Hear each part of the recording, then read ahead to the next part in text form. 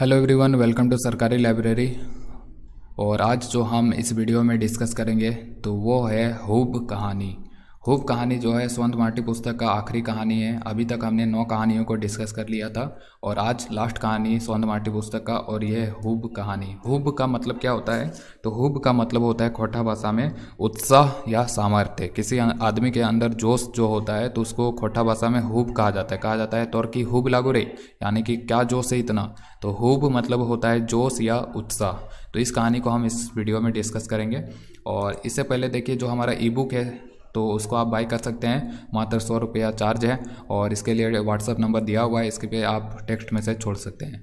और थ्योरी और क्विज दोनों मिलेगा। और पूरी तरह से जैसे से सीजीएल का जो नोटिफिकेशन आया था तो उसमें जितने भी खोटा भाषा एवं साहित्य से रिलेटेड बुक वगैरह, कहानी वगैरह है, उन सभी को कवर किया जाएगा। ठीक है, तो इसको आप बाय कर सकते हैं। तो चलिए, जो कहानी है हूब कहानी, इसको हम डिस्कस करते हैं। हूब कहानी देखिए, हूब का मतलब तो हो जाएगा उत्साह या सामर्थ्य। ठीक है, तो जोश कहिए या उत्साह कहिए या सामर्थ्य कहिए, ये सभी हो जाएगा।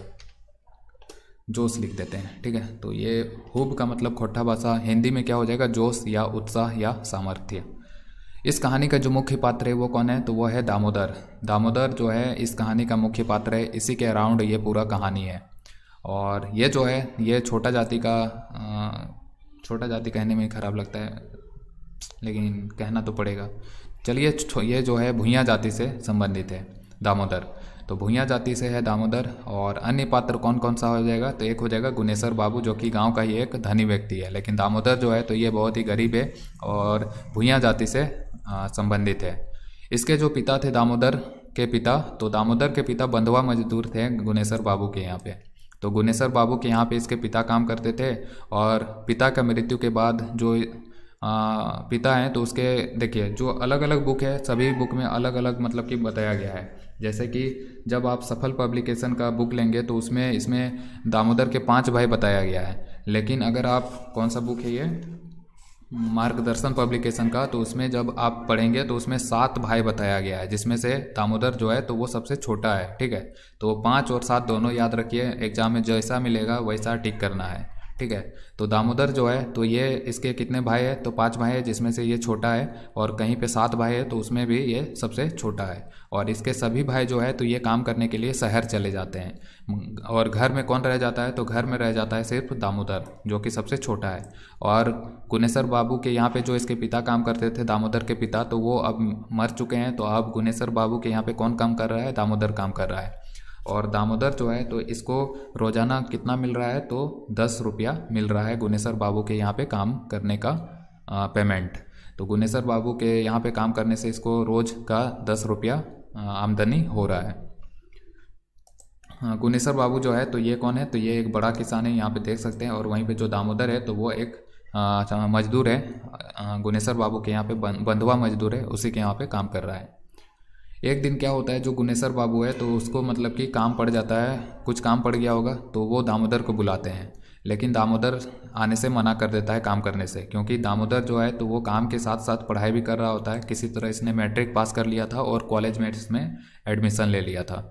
तो इसको कॉलेज भी जाना होता है, क्योंकि कॉलेज के लिए ये तैयार हो रहा था। उसी टाइम पे गुनेसर बाबू का बुलावा आ जाता है कि गुनेसर बाबू का बुलावा आ जाता है दामोदर को कि दामोदर यहाँ पे आओ, तुम्हारे लिए काम है। लेकिन दामोदर कॉलेज इसको जाना है तो ये साफ मना कर देता है कि नहीं जाएंगे। और इसी के कारण गुनेसर बाबू जो है तो वो दामोदर के घर आ जाएगा और दामोदर को खूब सुनाएगा, खूब गाली गलौज देगा। तो दामोदर को इससे मतलब कि बहुत अपमानित महसूस होता है और वो गांव छोड़ के शहर चला जाता है। और शहर जाने के बाद जो इसने पढ़ाई शुरू किया था तो उसको कंटिन्यू करता है। और जब इसको पैसे का तंगी होता, कम पड़ जाता, तो ये रिक्शा भी शहर में चलाता था। और किसी तरह जो है इसने पढ़ाई कंप्लीट किया, बीए मतलब कि कंप्लीट कर लिया।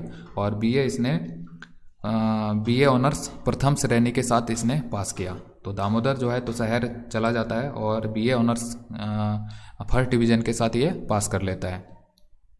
और उसके बाद ये दरोगा बन जाता है। तो बीए भी पास कर लिया और सरकारी नौकरी भी ले लिया। शहर जाने के बाद दरोगा बन गया। और जब नौकरी के बाद मतलब कि वो गांव आता है तो गांव में क्या देखता है कि जो उसकी माँ है, मतलब कि दामोदर की माँ। तो दामोदर की माँ जो है तो वो खटिया पे अड़ गई है, यानी कि अब जो है उनका स्वर्गवास होने ही वाला है।